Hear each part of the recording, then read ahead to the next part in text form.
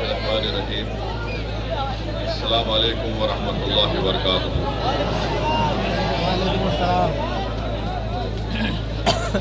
मुअज़्ज़िज़ हाज़रीन इकराम, बुज़ुर्गान कौम और मिल्लत, मेरी इज़्ज़तदार माँ और बहनों, गयूर नौजवान साथियों,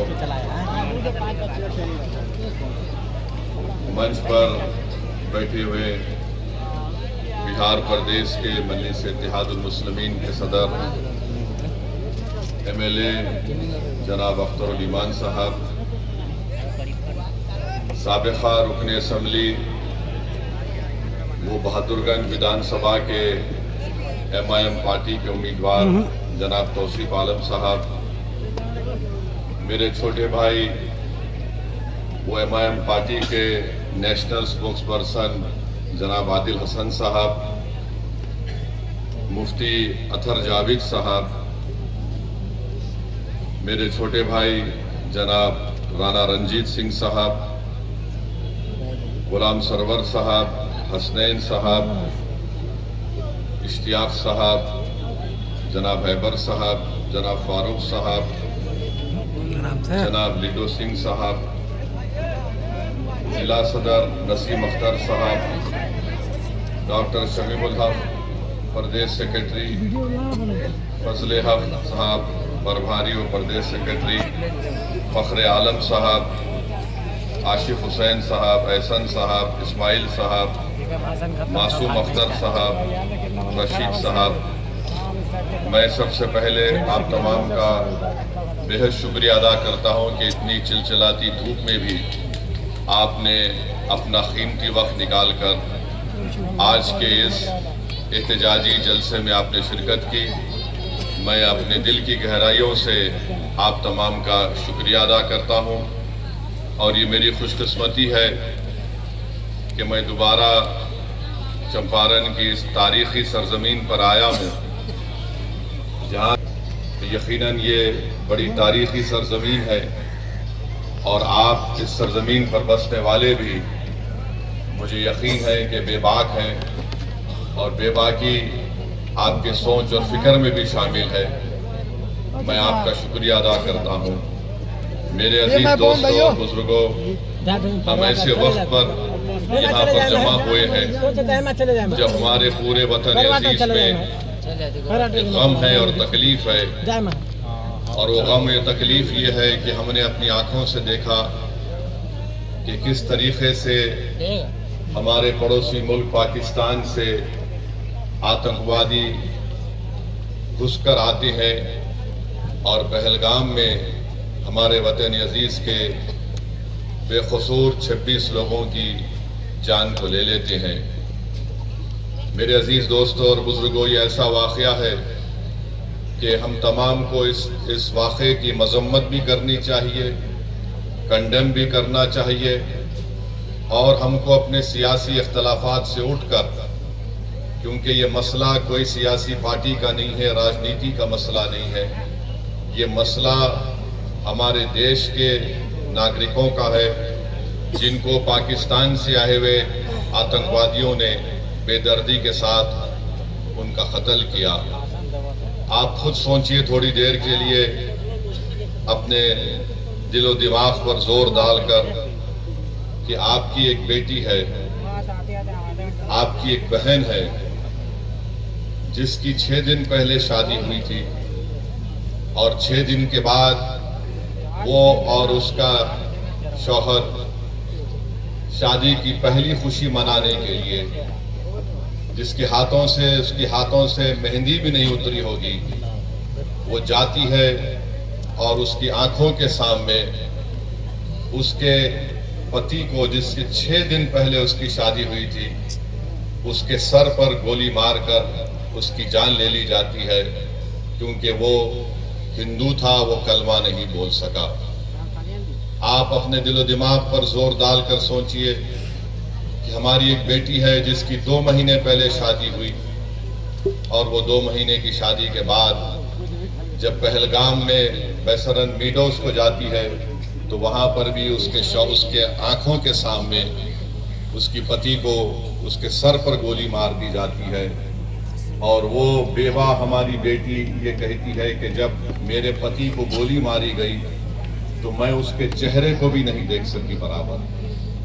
तो मेरे अजीज दोस्तों और बुजुर्गों, हम तमाम को इस दहशतगर्दी आतंकवादी की मजम्मत करना है और याद रखिए कि 19वीं सदी के आगाज पर 2 मुल्क मजहब के नाम पर बनाए गए थे और आज मैं जिम्मेदारी के साथ कह रहा हूं कि 75-80 साल के बाद ये दोनों मुल्क नाकाम स्टेट है, फेल्ड स्टेट है। एक का नाम पाकिस्तान है, दूसरे का नाम इजराइल है। ये दोनों भी मजहब की बुनियाद पर बनाए गए थे। एक ये कहकर भारत को तोड़ा गया कि मुसलमानों का अलग मुल्क होगा और एक मुल्क को यह कहकर अरबों की जमीन छीनी गई कि यहाँ पर हम यहूदियों का मुल्क बनाएंगे। उन्होंने यहूदियों का मुल्क नहीं बनाया बल्कि ज़ायनिज़्म और ज़ायनिज़्म की आइडियोलॉजी को आगे बढ़ाने के लिए मुल्क बनाया।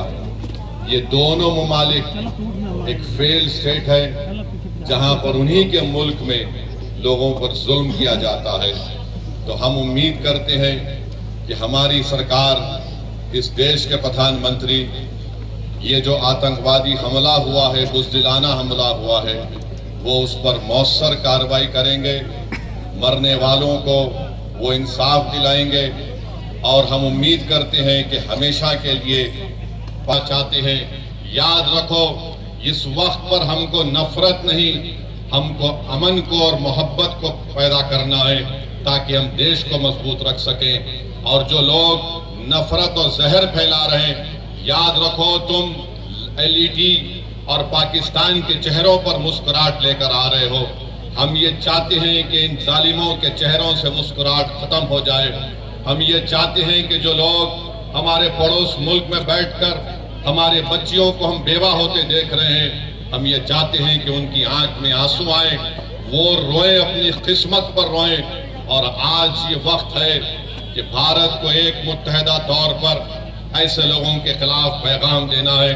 हम भारत के प्रधानमंत्री से इस बात का मुतालिबा करते हैं कि जितने 26 लोग वहां पर मारे गए, भारत सरकार उनको शहीद का रुतबा दे ताकि लोग हमेशा के लिए उनको याद रख सके। ये मैं ही नहीं कह रहा हूं बल्कि उन परिवार के लोग इस बात का मुतालिबा कर रहे हैं कि जो लोग मारे गए उनको शहीद का रुतबा दिया जाए। जो मारे गए उनके परिवार के लोग कह रहे हैं कि हम इंतजार कर रहे हैं कि कब हमारे मरने वालों से इंसाफ होगा। हम उम्मीद करते हैं कि भारत सरकार एक ठोस और मजबूत इक़दाम करेगी ताकि आतंकवाद का खात्मा हो सके। दूसरी बात, मेरे अजीज दोस्तों और बुजुर्गों, मैंने कहा कि मेरी खुशकिस्मती है कि मैं यहाँ पर इस तारीखी सरजमीन पर आया हूँ और जो लोग बिहार हो या भारत हो, यहाँ पर जहर उगल रहे हैं समाजों के दरमियान में, समुदाय के दरमियान में। मैं उनको याद दिलाना चाहता हूँ कि बतख मियान अंसारी ने जो कुर्बानी दी उसको याद रखो। उनको कहा गया कि गांधी जी के खाने में जहर मिला दिया जाए, तो शख्स ने कहा कि मैं नहीं मिला सकता और जाकर गांधी जी को बता दिया कि आपके खाने में जहर डाल दिया गया है।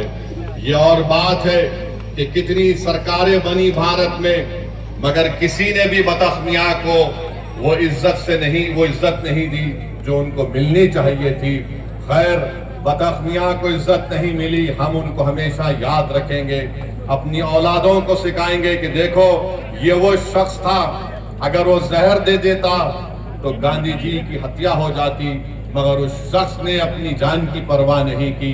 हम हमेशा ऐसे मुजाहिदीन को याद रखते हैं और हम हमेशा इस बात को आपसे कहेंगे कि एक तरफ बतख मियां अंसारी है तो दूसरी तरफ गोडसे है। इस देश को फैसला करना पड़ेगा कि क्या वो गोडसे के जहर को अपनाएंगे या फिर बतख मियां के इस तिर्याख को इस्तेमाल करेंगे।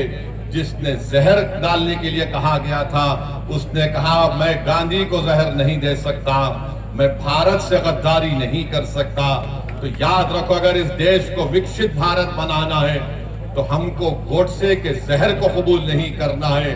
बल्कि बदख्तियां की मोहब्बत को हमको कबूल करना है, तभी जाकर ये देश एक विकसित भारत बनेगा। ये मैं आपको बोलने के लिए आया हूं। मेरे अजीज दोस्तों और बुजुर्गों, तीसरी बात यह है कि आप जानते हैं कि ये हमारे देश के अंदर की बात अब कर रहा हूं। आप जानते हैं कि भाजपा ने एक ऐसा कानून बनाया जिससे मुसलमानों के ईमान पर हमला हो रहा है, हमारे मस्जिदों पर हमला हो सकता है, हमारी शनाख्त पर हमला हो सकता है, हमारी शहरियत पर तो हमला CAA का कानून बना दिया गया।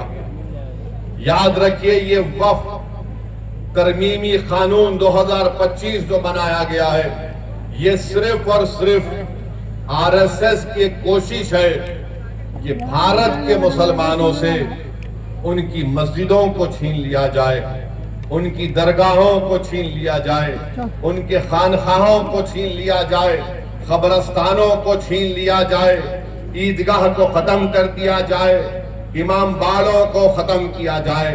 मैं आपसे अपील कर रहा हूं कि आप इस काले कानून के खिलाफ मुत्तहिदा तौर पर खड़े हो जाइए और एक आवाज में हम सबको यह पैगाम देना है कि भारत के संविधान को बचाना है और वक्फ के कानून को वापस लेना है। मोदी, ये हमारा ऐलान होना चाहिए, क्योंकि यह कानून बाबा साहेब अम्बेडकर के बनाए हुए संविधान के फंडामेंटल राइट्स के खिलाफ बनाया गया है। मुझे अफसोस है इस बात का कि नीतीश कुमार, चिराग पासवान, कुशवाहा साहब, चंद्राबाबू नायडू, जयंत चौधरी, कुमारा स्वामी ने इस कानून की, इस काले कानून की तायीद की।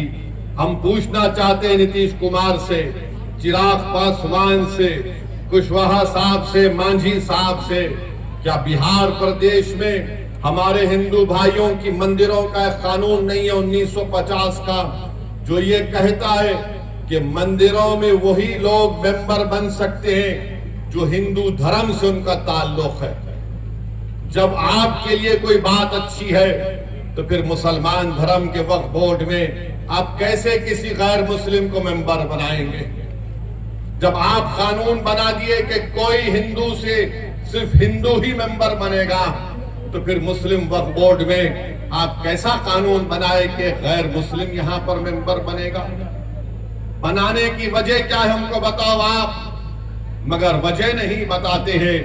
अरे अगर बोध गया में सिर्फ हिंदू और बौद्ध उसके मेंबर बन सकते हैं, तो फिर बिहार के वक्फ बोर्ड में कैसे कोई गैर मुस्लिम मेंबर बन सकता है? बताओ हमको, समझाओ हमको।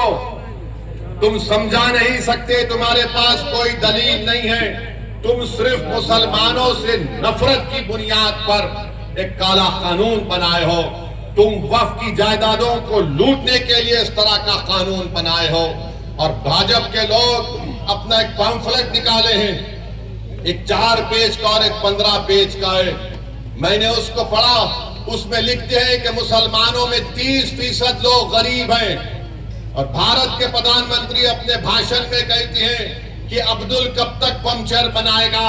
सुनो प्रधानमंत्री, 11 साल से आप प्रधानमंत्री हैं, कितने मॉब लिंचिंग के वाकयात हुए, कितने अखलाक और कितने पीलू खान को मारा गया, कितने दंगे हुए।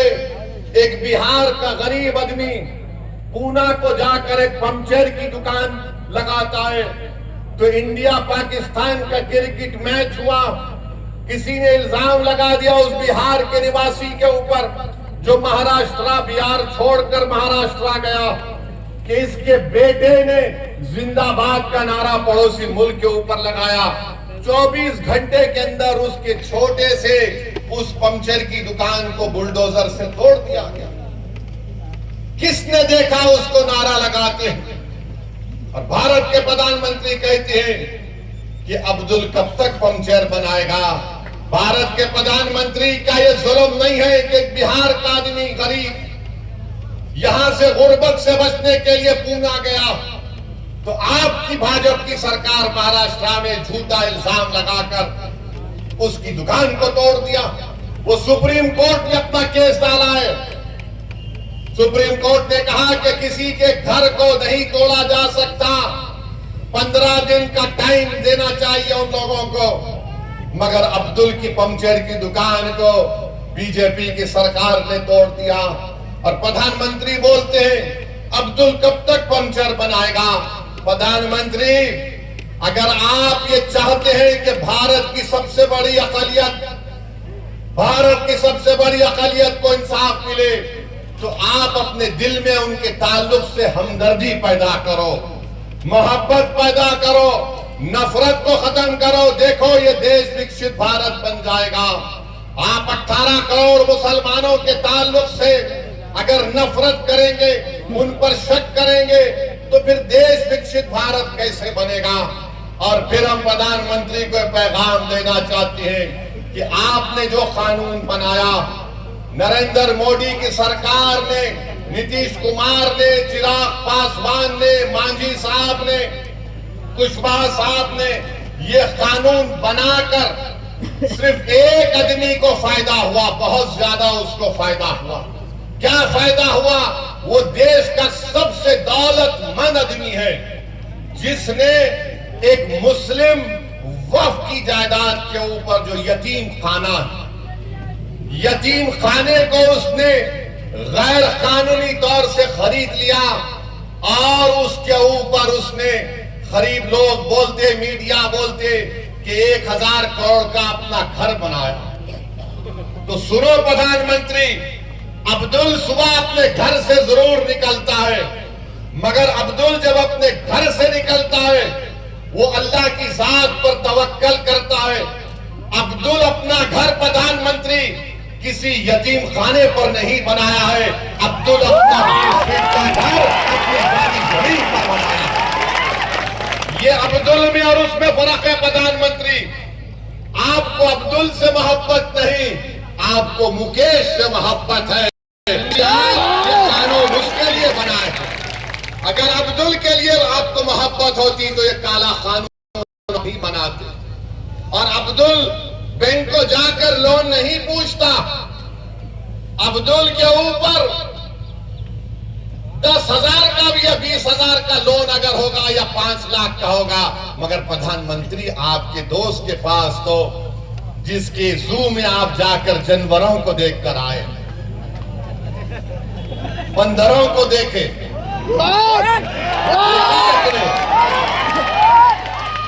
बंदर को प्रधानमंत्री देख रहे हैं, तोता उनके हाथ पे बैठा हुआ है। तो प्रधानमंत्री यही समझते हैं कि सब तोतों को हाथ पे बिठा लूंगा या किसी को बंदर बनाकर देखूंगा। प्रधानमंत्री ये चंपारण की सरजमीन है, एक राष्ट्रीय शेर के पर बैठा हुआ जाता है। आप क्यों बनाए यह कानून? सेक्शन 2C किस लिए बनाया गया, बोलो हमको। हमारे हैदराबाद में कहावत है कि मामू की मिठाई की दुकान पर नाना की फातिया। तो प्रधानमंत्री ने हमारे बोरी मुसलमान भाइयों का नाम बताकर मुकेश भाई की फातिया बढ़ दी। सेक्शन 2C बना, मुकेश भाई मौजा ही मौजा हो गए। आई एम हैप्पी बोल दिए प्रधानमंत्री। प्रधानमंत्री ये क्यों किया आपने? ये कानून ये बना दिया कि अगर जितने बिहार में आसार कदीमा के तहत मस्जिदें होंगी, जो दर्जे वक्फ है बिहार वक्फ बोर्ड में, वो वक्फ की जायदाद नहीं रहेंगी, आसार कदीमा उसका मालिक होगा। जो जालिम लोग टीवी चैनल पर बैठकर आदिल हसन से असदुद्दीन ओवैसी को गाली देते हैं, प्यारे जितनी गाली देना है दो, कोई फर्क नहीं पड़ता। तुम्हारी गाली देने से मेरी इज्जत में फर्क नहीं आता। तुम्हारी गाली देने से मेरी शोहरत में कमी नहीं आती। तुम्हारी गाली देने से मेरी रात की नींद खराब नहीं होती। हाँ, अगर तुमको फायदा होता है क्योंकि तुम्हारे दिलो दिमाग में एक बीमारी है नफरत की, शायद ओवैसी को गाली देने से वक्तिया तुमको फायदा होता है तो दो, मगर ये तो बताओ इस कानून में किसको फायदा पहुंच रहा? कुछ फायदा नहीं है मुसलमानों को। और प्रधानमंत्री बोलते मुसलमान 30% गरीब है। अगर है तो तुमने क्या किया बताओ? अगर है तो बताओ तुमने। विजारत अखलाती बहबूद, मिनिस्ट्री ऑफ माइनॉरिटी अफेयर्स, वहां पर मौलाना आजाद की फेलोशिप बंद कर दी। जो अकलियतों के बच्चे, जिसमें मुसलमान, सिख, ईसाई, बौद्ध और जैन धर्म के जो पीएचडी कर रहे हैं, उनको पैसे नहीं देगी सरकार, तो गरीबी आएगी नहीं आएगी। जो मुसलमानों के बच्चे, सबसे ज्यादा ड्रॉप आउट रेट पूरे देश में अगर आप देखेंगे किसी समुदाय का है तो मुसलमानों का है। जो चौथी जमात में, पांचवी जमात में अपना स्कूल छोड़ देते हैं। क्यों छोड़ते हैं? क्योंकि अब्दुल चाहता है पढ़ाना अपने बच्चों को, मगर अब्दुल के पास घर में खाना खिलाए या फिर बच्चों को पढ़ाए। तुमने प्री मैट्रिक स्कॉलरशिप को 9वीं क्लास से कर दिया, जबकि हम पुकार रहे कि अरे चौथी